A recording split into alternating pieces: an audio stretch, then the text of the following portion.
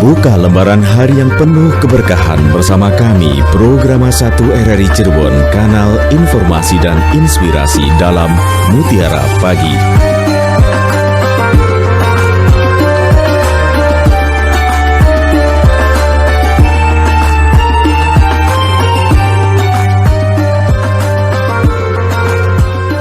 Assalamualaikum warahmatullahi wabarakatuh. Selamat pagi pendengar, terima kasih Anda sudah bersama kami pagi ini. Alhamdulillah, seperti biasa kami akan hadirkan Mutiara Pagi untuk mengawali pagi Anda hingga nanti pukul 6 waktu Indonesia Barat. Dan Alhamdulillah juga sudah hadir bersama kami di sini Ustadz Nasuha Fakih SAGME SY. Beliau adalah penyuluh agama Islam Bimas Islam Kemenak Kota Cirebon dan juga Dai Kamtibmas Polres Cirebon Kota. Assalamualaikum Ustadz. Waalaikumsalam warahmatullahi wabarakatuh. Sehat selalu ya Ustadz ya. Alhamdulillah. Alhamdulillah. Sehat. Terima kasih Ustadz selalu meluangkan waktunya untuk kami dalam Mutiara Pagi. Dan pendengar, untuk Anda yang nanti ingin bergabung bersama kami, silakan ya, Anda bisa bergabung melalui telepon di 0231 486 374 atau 0231 8493259, atau juga Anda bisa berkirim WhatsApp-nya di 081 324 951 935. Jangan lupa juga Anda bisa tinggalkan live chatnya di channel YouTube kami RRI Cirebon. Like dan juga subscribe ya. Dan untuk tema kita pagi ini kaitannya pembagian waris secara syar'i begitu ya Ustadz ya. Baik, langsung saja kita akan dengarkan terlebih dahulu uraian dari Ustadz Nasuha Fakih SAGME SY. Mangga silakan Ustadz. Assalamualaikum warahmatullahi wabarakatuh. Waalaikumsalam.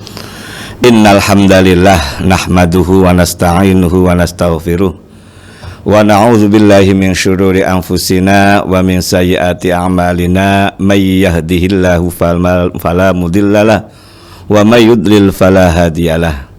Asyhadu an la ilaha illallah wahdahu la syarikalah wa asyhadu anna Muhammadan abduhu wa rasuluh. Allahumma sholli wa sallim wa barik ala sayyidina Muhammad wa ala alihi wa ashabihi wa barik wa sallim ajma'in.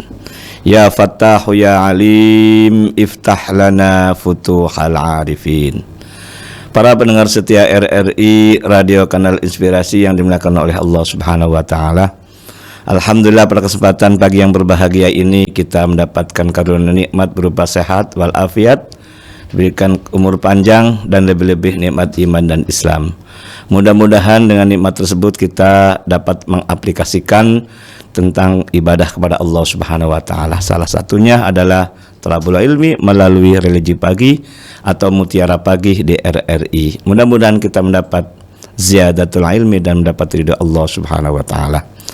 Salawat dan salam semoga dihaturkan kepada junjungan kita Nabiyana wa Habibana Muhammad sallallahu alaihi wasallam, dan semoga tersampaikan pula para keluarganya, para sahabatnya, para tabi'in, para tabi'in, dan semoga kita selaku umatnya mendapat syafaat ila yaumil qiyamah. Amin amin ya rabbal alamin. Para pendengar setia dimanapun berada, pada edisi hari Rabu tanggal 1 Februari 2023 saya mengetengahkan tentang judul pembagian waris secara syar'i. Mudah-mudahan dengan wasilah pembagian waris secara syar'i ini kita terinspirasi dan termotivasi harta-harta yang ditinggalkan oleh salah satu keluarga kita yang meninggal dunia akan segera dibagi. Para pendengar dimanapun berada, karena banyak diantaranya harta waris dari peninggalan orang tua lama pembagiannya, ataupun ada istilah ewu pekewu kalau minta bagian waris.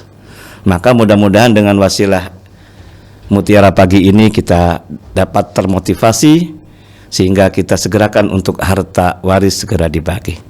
Pada minggu yang lalu kita menyampaikan bahwa paling cepat itu ketika meninggal dunia suami, yakni setelah masa iddah, yakni 4 bulan 10 hari, supaya almarhumah atau almarhum yang di alam barzakh di sana tenang. Maka bagaimana caranya, ilustrasinya saya akan mengetengahkan. Contohnya saya bikin tadi malam ya. Ini ada suami meninggal dunia, kemudian ahli warisnya adalah istrinya, 2 anak perempuan, ibu kandungnya suami, dan saudara-saudaranya suami. Namun sebelum meninggal dunianya suami, nah di sini istri yang masih hidup ini punya harta bawaan hasil dari warisan kedua orang tuanya dulu. Maka harus diinventarisir dulu mana harta bersama, mana harta bawaan, supaya halus jelas gitu. Nah, menikah kurang lebih sekitar 13 tahun, ada hasil kerjasamanya berupa harta bersama, berupa mobil, berupa motor Supra, dan berupa tabungan. Nah, karena istri sebelum menikah sudah punya harta berupa rumah peninggalan dari keluarganya, maka harus dipisahkan terlebih dahulu karena istrinya masih hidup itu. Hal ini sesuai dengan Undang-Undang Nomor 1 Tahun 1974 tentang perkawinan, tepatnya bab 7 pasal 35 ayat 2 yang berbunyi harta bawaan dari masing-masing suami dan istri dan harta benda yang diperoleh masing-masing sebagai hadiah atau warisan adalah di bawah penguasaan masing-masing sepanjang para pihak tidak menentukan lain. Junto Instruksi Presiden Nomor 1 Tahun 1991 tentang kompilasi hukum Islam, tepatnya pada bab 13 pasal 87 ayat 1, yang berbunyi harta bawaan masing-masing suami dan istri dan harta yang diperoleh masing-masing sebagai hibah atau dan warisan adalah di bawah penguasaan masing-masing sepanjang para pihak tidak menentukan lain dalam perjanjian perkawinan. Jadi jelas harta-harta yang ada itu harus dipisahkan mana harta bawaan dan mana harta bersama. Dan harta yang dibagi hanya miliknya harta yang meninggal dunia saja. Ternyata ada harta bersama. Selama menikah 13 tahun muncul ada harta berupa mobil, berupa motor, dan ada tabungan di bank. Nah, mobil yang ada itu ditaksir harganya, tidak boleh mahal, tidak boleh murah, sebagai harga keluarga. Hasil musyawarahnya itu 200 juta. Kemudian motor itu harganya 13 juta dan tabungan di bank itu 15 juta. Jumlah total adalah 228 juta. Rumah milik si istri, jadi tidak boleh dibagi karena orangnya masih hidup. Kemudian 228 juta ini merupakan harta bersama. Sebelum diwaris harus dibagi dua dulu. Sebabnya apa? Ini adalah hasil kerjasama selama menikah kurang lebih 13 tahun. Sesuai dengan Instruksi Presiden atau Impres nomor 1 tahun 1991 tentang kompilasi hukum Islam pasal 1 yang berbunyi apabila terjadi cerai mati maka separuh harta bersama menjadi hak pasangan hidup yang lebih lama. Bahkan Al-Qur'annya surat An-Nisa ayat 32 Allah telah berfirman lirrijali nasibum mimmaktasabu walin nisa'i nasibum mimmaktasaben. Ini harta gono gini dalilnya ini. Karena banyak orang ini tidak ada dalilnya itu. Ternyata ada surat An-Nisa 32. Ulangi lagi lirrijali nasibum mimmaktasabu. Dan bagian laki-laki atau suami mendapat bagian apa yang dia usahakan. Walin nisa'i nasibum mimmaktasaben, dan bagian perempuan atau istri dapat bagian apa yang dia usahakan. Itu ada istilah kasab atau usaha. Suami istri susah senang bersama. Bahkan Allah Subhanahu wa taala dan Rasulullah menyuruh kita untuk menikah itu apa? Tujuannya untuk melengkapi antara kurang dan kelebihan. Suami punya kelebihan, di balik kelebihan ada kurang atau sebaliknya. Maka harta didapat setelah menikah itulah disebut sebagai harta bersama. 228 juta ini merupakan harta bersama, harus dibagi dua dulu sebelum dibagi waris. Maka masing-masing mendapat 114 juta milik suami, 114 juta milik istri. Yang dibagi hanya miliknya yang meninggal. Ketepatan ini yang meninggal adalah suaminya. Siapa ahli warisnya? Ahli warisnya istrinya, dua anak perempuan, ibu kandungnya suami, dan saudara suami. Masing-masing istri itu dapat 1/8 sesuai dengan surat An-Nisa ayat 12. Kemudian dua anak perempuan, tidak ada anak laki-laki, maka mendapat 2/3 sesuai dengan surat An-Nisa ayat 11. Kemudian ibu kandungnya suami yang meninggal dunia suami tadi itu mendapat 1/6. Karena suami anaknya ibu tadi punya anak, yakni 2 anak perempuan itu. Nah, karena anak perempuan tidak ada anak laki-laki dan ayah pun lebih dulu meninggal dunia, saudara suami pun dapat, yakni saudara sekandungnya. Nah, saudara sekandungnya ini ada 1. Nah, saudara sekandung mendapat asobah bin nafsi.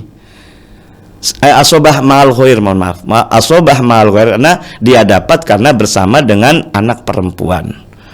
Nah, ada angka 1/8, 2/3, 1/6. Maka kita cari KPT-nya, kelipatan persekutuan terkecil. Angka yang habis dibagi 8, habis dibagi 3, dan habis dibagi 6, yakni angka 24. Caranya angka 24 dibagi 8 atau 1/8 tadi milik istri, maka sama dengan 3 kali 1 berarti 3. Untuk 2 anak perempuan mendapat 2/3, caranya 24 dibagi 3 sama dengan 8 kali 2 berarti 16. Untuk ibu kandungnya suami yang meninggal dunia dapat 1/6, caranya 24 dibagi 6 sama dengan 4 kali 1 berarti 4. Berapa asobahnya? Ada apa tidak asobahnya? Karena asobah ini ada 3 kemungkinan. Dapat banyak, alhamdulillah. Dapat sedikit, lumayan.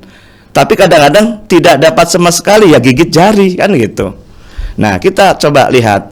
Tadi si istri 3, kemudian 2 anak perempuan mendapat 16. 16 tambah 3 sama dengan 19.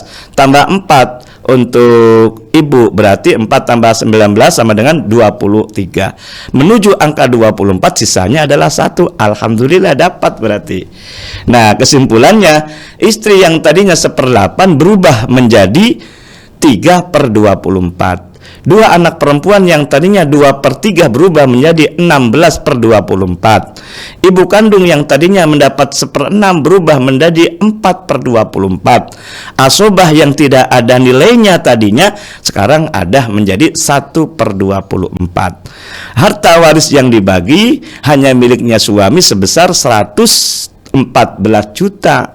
Caranya 114 juta dibagi 24 dulu, sama dengan 4.750.000 dikali 3 sama dengan 14.250.000 untuk istri.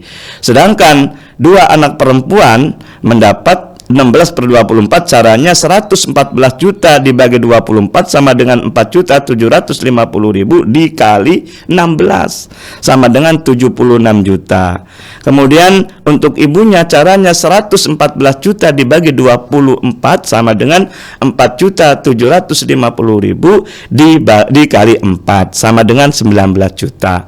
Sisanya untuk saudara sekandungnya suami yang meninggal dunia tadi 1/24-nya caranya 114 juta dibagi 24 sama dengan 4.750 kali 1 sama dengan 4.750.000.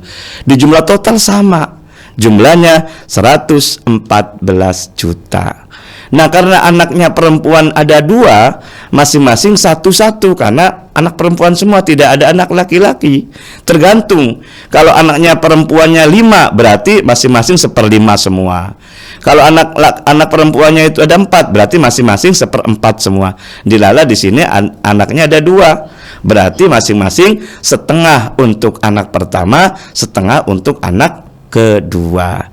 Dari nilai berapa tadi? 76 juta.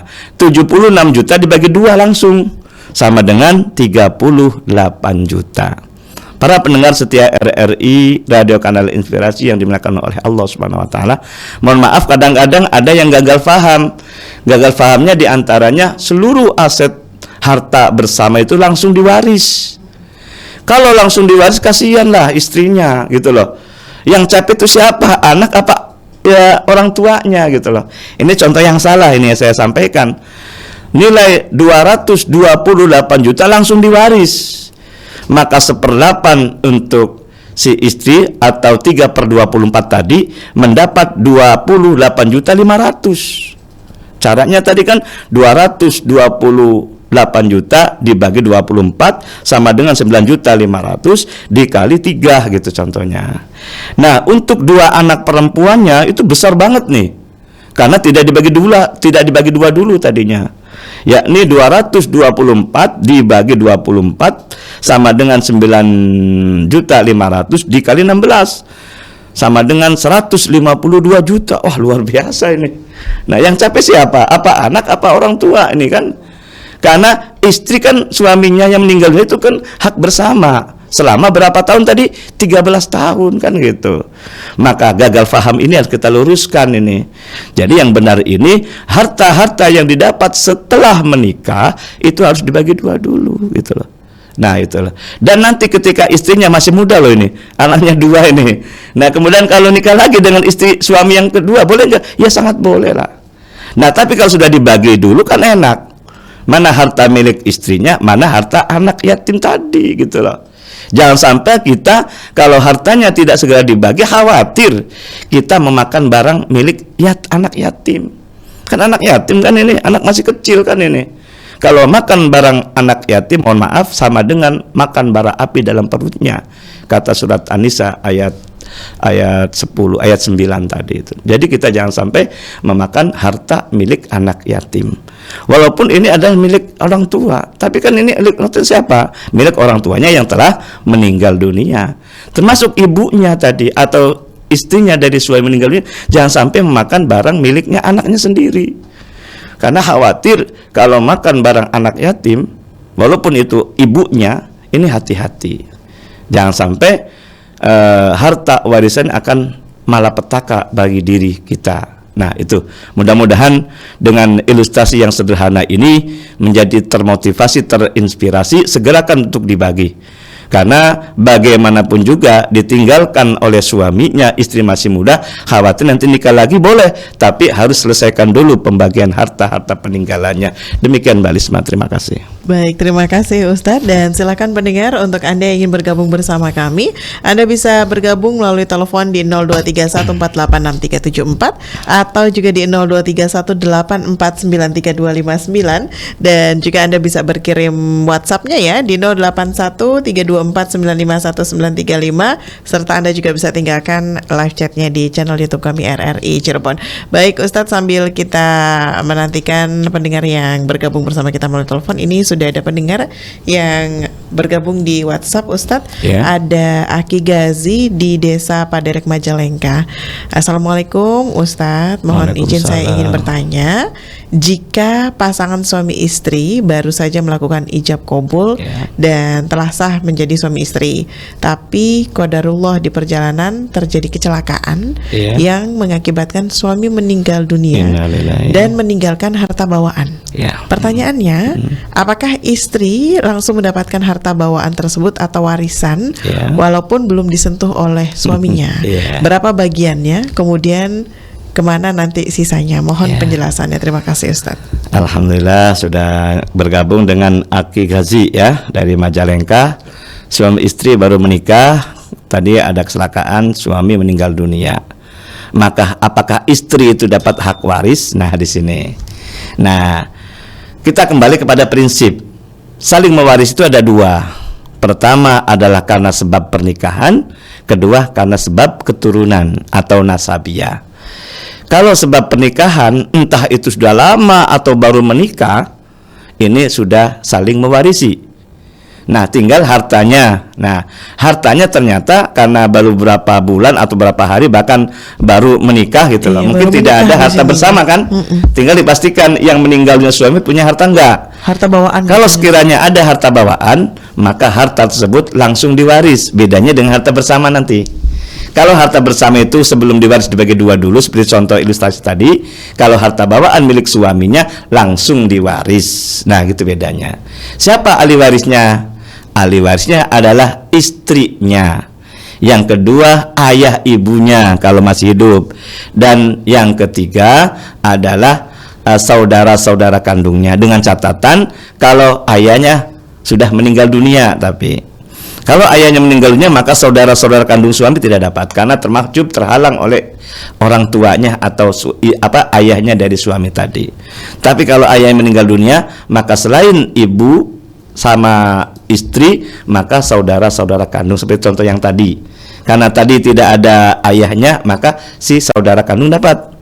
Tapi kalau ada ayah, maka yang dapat hak warisnya adalah istrinya, ayahnya, dan ibu kandungnya.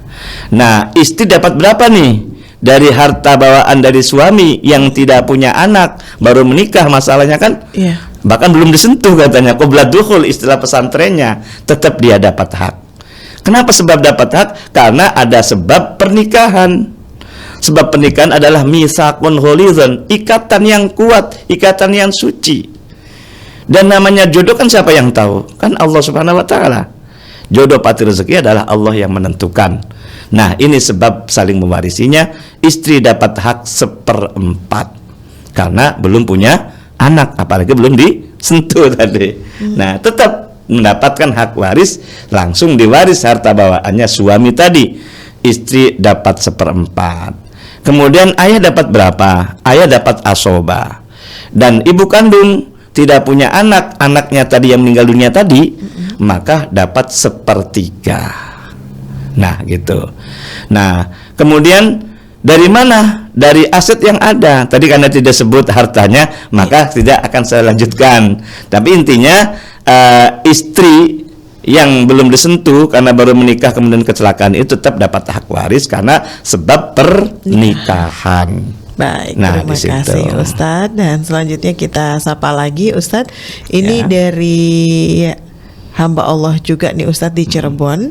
Assalamualaikum Ustadz, mohon izin bertanya. Waalaikumsalam. Rumah tangga saya sudah berjalan 7 tahun. 7 tahun. Suami PNS dan meninggal karena kecelakaan. Meninggal. Tapi banyak biaya yang harus dikeluarkan. Iya. Tepatnya di tahun 1999. Udah lama ya. Kejadiannya waktu itu pensiunnya hanya Rp30.000 dan untuk menanggulangi biaya selama di rumah sakit 3 bulan, begitu selesai biayanya pensiunnya terus naik sekarang menjadi Rp1.170.000. Tapi pensiunnya ini saya transfer buat adiknya yang kehidupannya pas-pasan. Tapi yang ingin saya badalkan haji ini dari pensiunan suami saya. Bagaimana hukumnya? Sedangkan anak yang perempuan juga hidupnya pas-pasan dan yang laki-laki sudah mapan.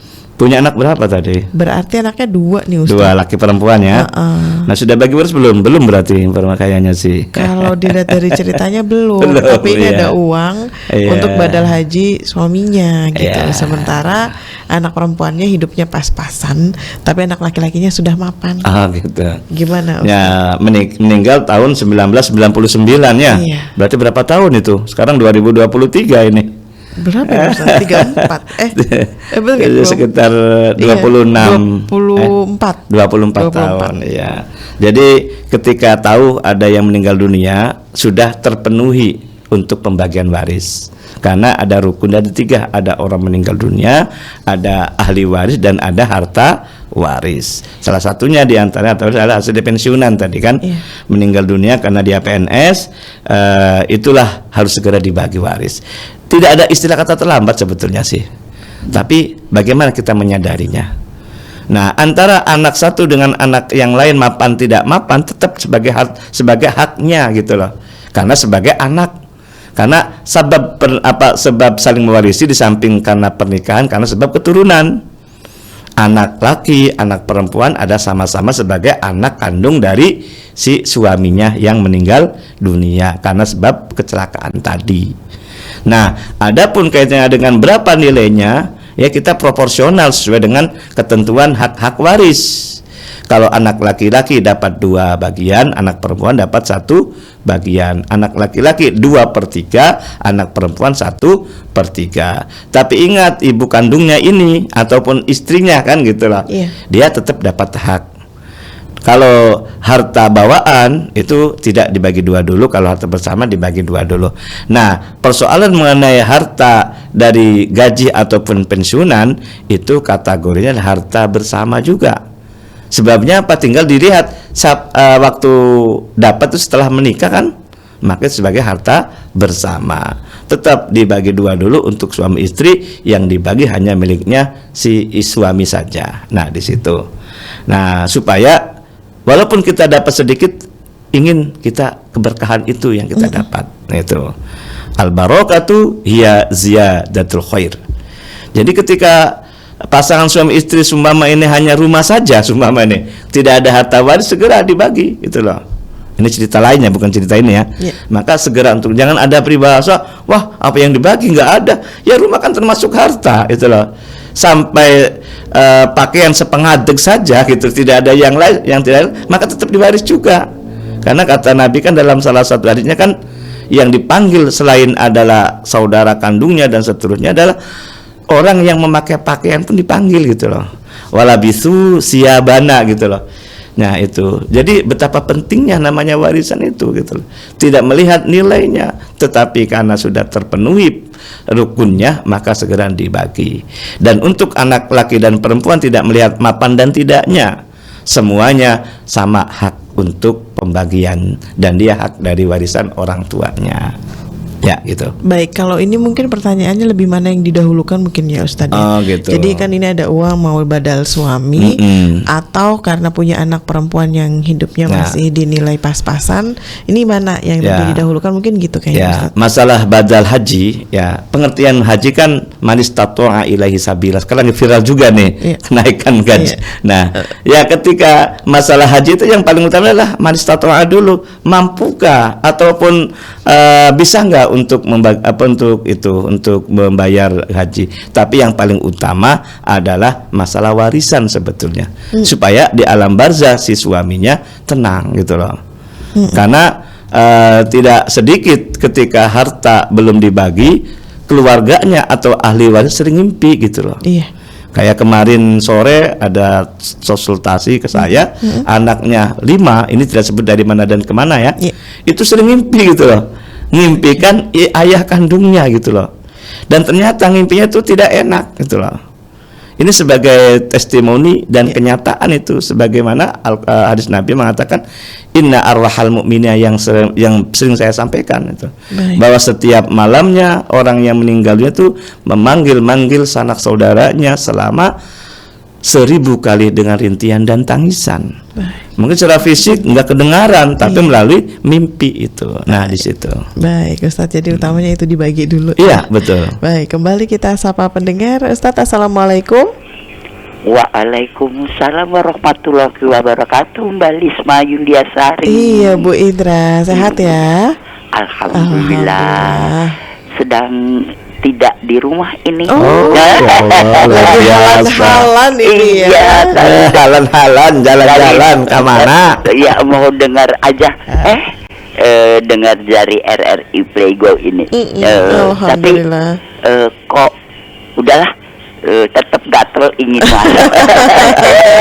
Kayak ada yang kurang ya Bu kalau nggak biasa. Iya betul. Terpikir juga mau tanya apa lagi Pak Ustadz nih, kalau menjelaskan udah jelas banget. Alhamdulillah. Iya. Pak Ustadz kan tadi saya mendengar ini apa yang badal haji itu ya, jadi jadi terinspirasi ceritanya. Nah, orang mana yang lebih dianjurkan, membadalkan haji ataukah bikin masjid di kampungnya begitu? Tapi sekarang kita lihat juga, alhamdulillah masjid di mana-mana bagus-bagus, banyak. Nah, apakah tidak lebih baik kalau misalnya mendirikan rumah sakit begitu? Iya, ya kalau masjid kecil bikin rumah sakit kecil, klinik gitu. Kalau masjid besar ya bisa untuk membuat rumah sakit yang besar. Bagaimana menurut Pak Ustadz Suhapati? Terima kasih. Terima kasih Mbak Lisma. Sama-sama Ibu. Dengan siapa Mbak Lisma? Sama Rohman pagi ini. Oh iya, salam buat Bung Rohman yang cakep. Assalamualaikum warahmatullahi wabarakatuh. Waalaikumsalam warahmatullahi wabarakatuh. Jadi ada beberapa alternatif ya apakah badal haji, apakah infak sodakoh di masjid sedang dibangun, atau bikin rumah sakit.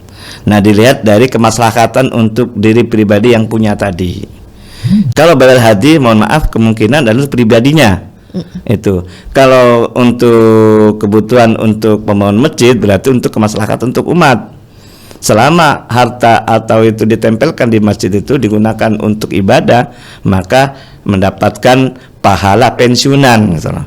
Jadi pensiunan itu bukan hanya gaji saja sebetulnya, pahala pun ada pahala pensiunan, sebagaimana hadis Nabi, idza mata ibnu adama in qata'a amaluhu illa bisalasin, akan terputus amal ibadahnya anak putu Adam termasuk kita sebagai manusia ketika meninggal dunia, tapi tidak kecuali 3, yakni pertama adalah shadaqatin jariyah, untuk infak sedekah untuk masjid atau madrasah ataupun yang lainnya. Kemudian yang kedua ilmu yang bermanfaat dan anak yang soleh itu. Kemudian atau lebih utama lagi kata Bunda ini adalah rumah sakit. Nah, karena rumah sakit itu sebagai pertolongan pertama ketika ada orang kecelakaan kan gitu loh. Maka kita ditimang-timang lah yang lebih maslahat itu mana gitu loh. Yang lebih maslahat itu adalah mungkin masjid, tapi katanya di kantor banyak sekali masjid kan, megah-megah dan seterusnya kan gitu. Nah, maka semuanya adalah ada pilihan.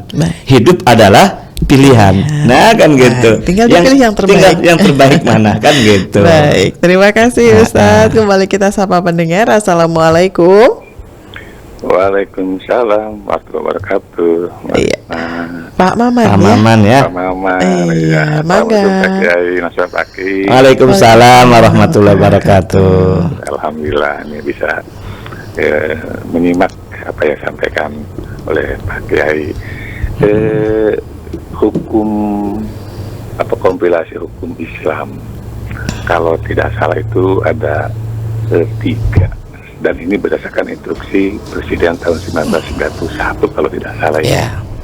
Nah, yang 3 itu diantaranya adalah tentang hukum perkawinan, kemudian hukum kewarisan, dan ketiga adalah hukum perwakafan. Iya, betul. Ini usul nih untuk saya nih, untuk Pak Kiai.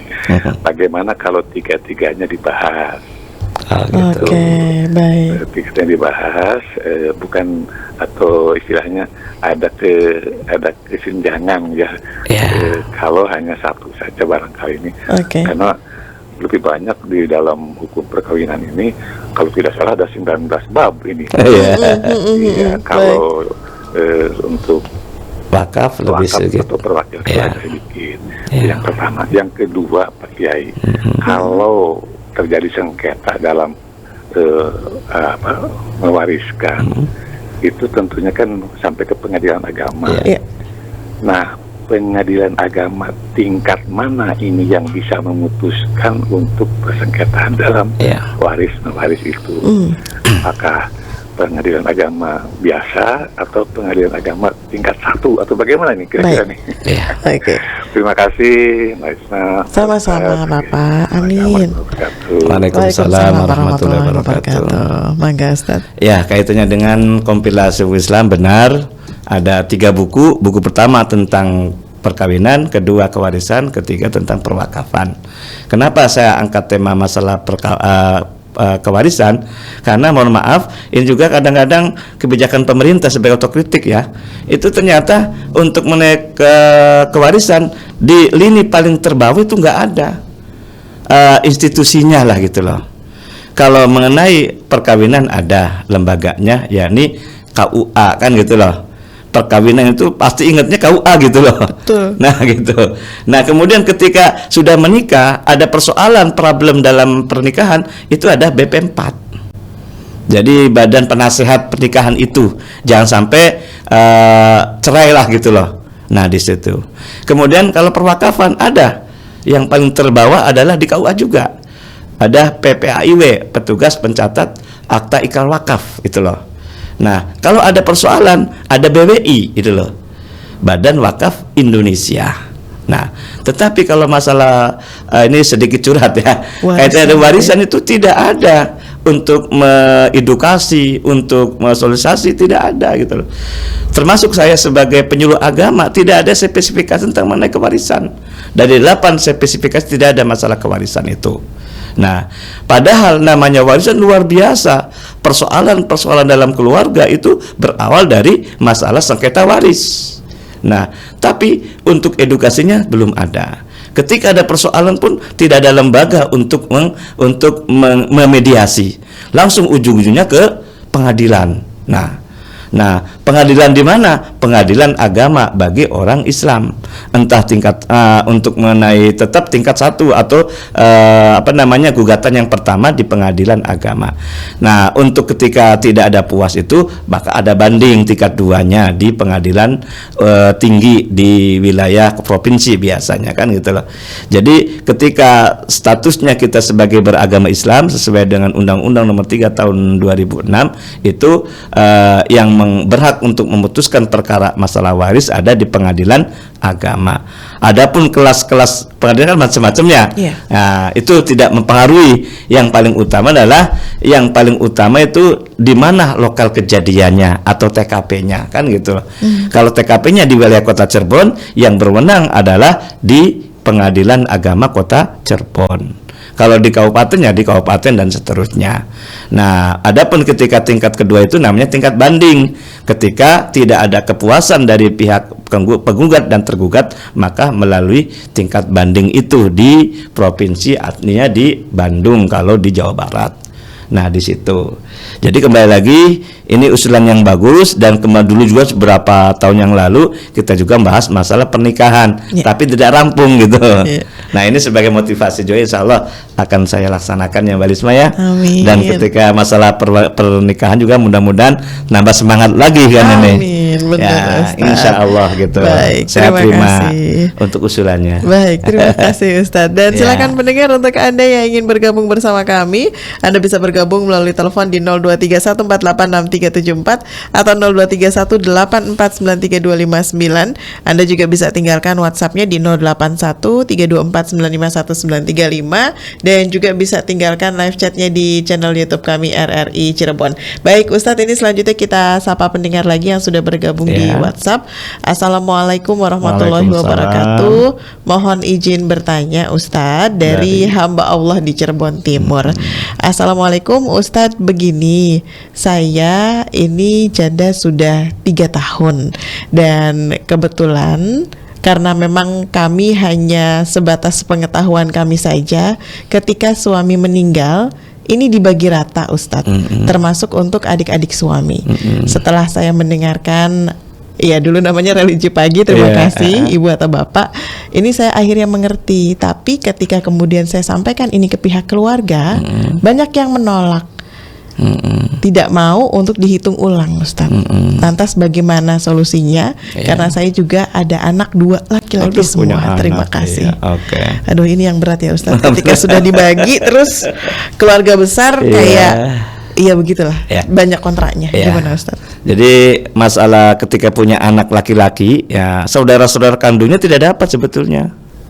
Tadi kan kata saudara kandung dapat. Iya, dapat dibagi rata semua. Dibagi rata termasuk adik-adiknya. Ya, nah, adik-adiknya tadi itu tidak berhak sebetulnya. Sebabnya apa? Karena ada anak laki-laki, kecuali anaknya perempuan semua. Ini laki-laki semua. Laki-laki semua ini. Maka mohon maaf, saudara-saudara kandungnya suaminya ibu yang meninggal dunia sudah menjanda berapa tahun itu? 3 tahun. 3 tahun itu tidak dapat hak waris, terhalang oleh anak laki-laki gitu. Ya Allah. Nah, itu. Nah, bagaimana sudah nasi jadi bubur nih masalahnya. Ya tetap kita memberi informasi, amar ma'ruf nahi mungkar, walaupun sudah nasi jadi bubur. Nah, mudah-mudahan dengan melalui amar ma'ruf nahi mungkar ini, salah ini, maka mudah-mudahan atau itunya minta ampun lah kepada Allah Subhanahu wa taala.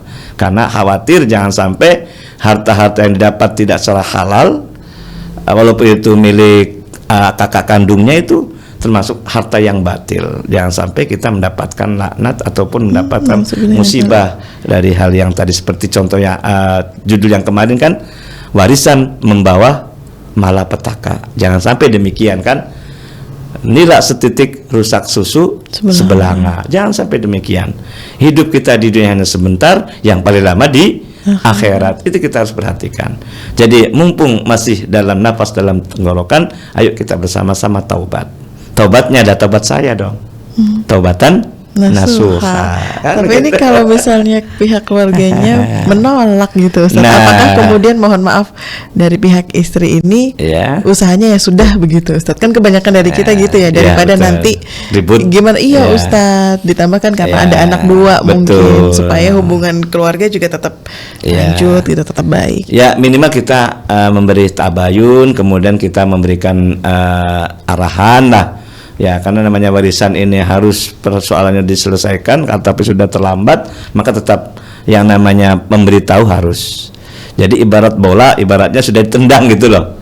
Kalaupun di sana dilaksanakan tidak, itu terserah dia. Kita sebagai sebagai istrinya, maka sampaikan juga, karena ini ada anak masalah. Yang paling berhak, yang paling utama adalah anak.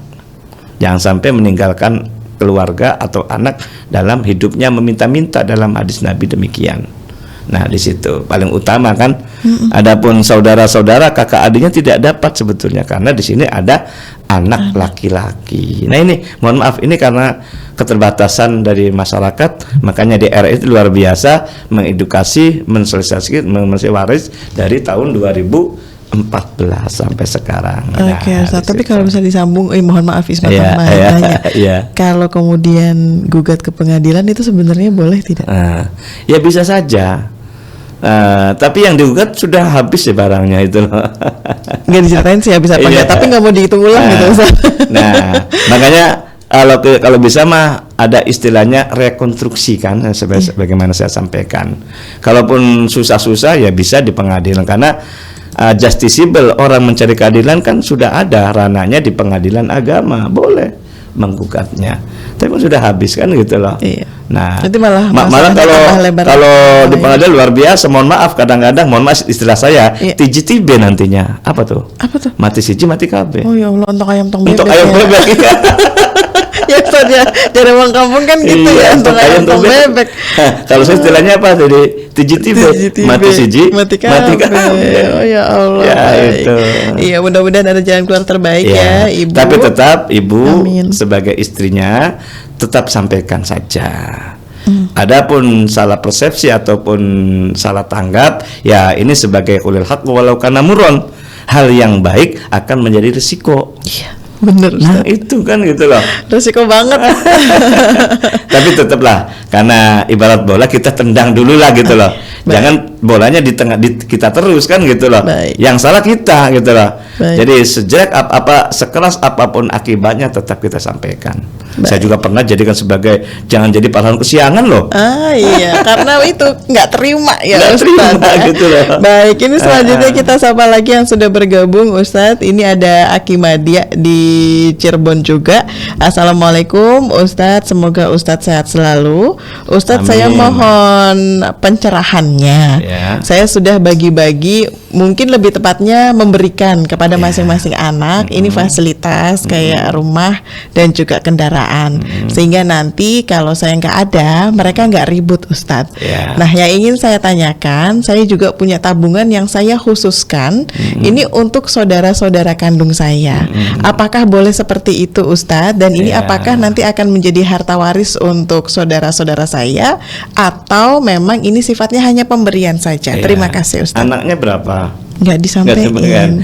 Jadi mungkin intinya dia punya tabungan yang kalau orang kita bilangnya nggak boleh diutik-utik gitu, Ustaz. Betul, Jadi intinya ketika kita dapat harta, ingat ada istilah hibah, wasiat, dan waris.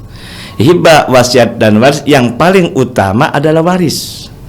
Tapi kebanyakan, mohon maaf, orang tua itu lebih utama hibah. Iya, dikasih-kasih dulu. Dikasih-kasih sama anak-anaknya, termasuk rencana tabungan untuk hibah lagi. Untuk siapa? Untuk saudara, itu tidak boleh. Yang paling utama adalah masalah waris. Walaupun ada kekhawatiran kalau diwaris nanti ribut. Ini kalau demikian, mohon maaf, ini gagal dalam ujian juga. Dalam surat Al-Baqarah itu, walanabluwannakum bisyai'im minal khaufi, gitu. Kata Allah, kamu uji salah satu ujian kamu adalah rasa kekhawatiran. Nah, jadi untuk anak tetap dia dapat nafkah, infak nafkah dari orang tuanya, tapi sampai dia sudah kuliah lulus ataupun sudah berumah tangga lah. Nah, adapun berikutnya selebihnya untuk mereka sendiri mencari nafkah segala macam kan gitu loh. Adapun harta-harta yang didapat sisanya itu dinikmati oleh orang tuanya dan ketika meninggalnya dibagi waris gitu loh. Nah, tinggal saudara-saudaranya dapat apa enggak? Dilihat dari anak. Kalau anaknya perempuan semua, entah satu atau lebih, itu saudara dapat. Tapi kalau punya anak laki-laki, dia tidak dapat. Kalaupun dia dapat, hanya pecingan lah, ataupun hibah. Tapi tidak boleh melebihi sepertiga.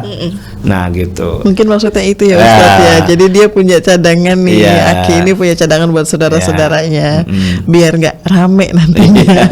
Kok saya saudaranya malah nggak dapat, kan kebanyakan di masyarakat seperti itu ya Ustadz ya.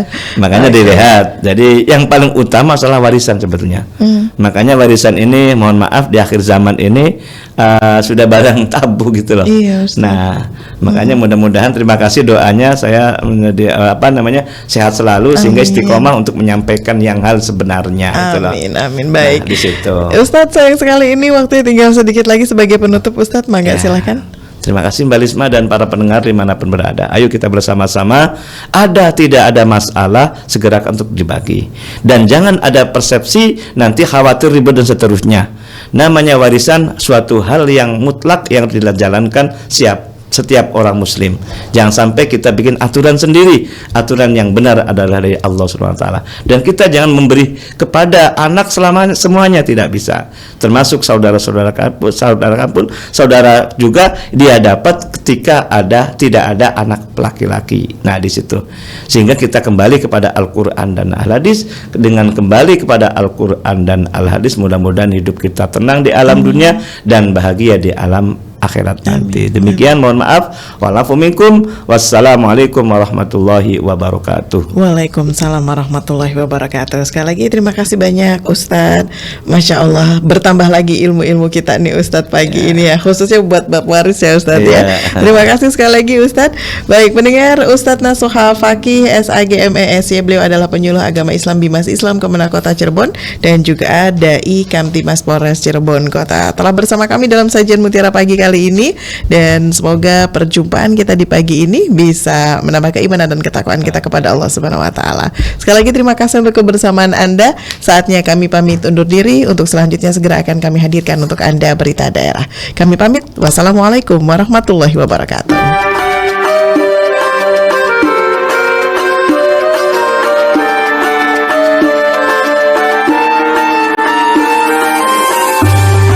Anda sudah bersama kami dalam Mutiara Pagi Pro 1 RRI Cirebon, kanal informasi dan inspirasi.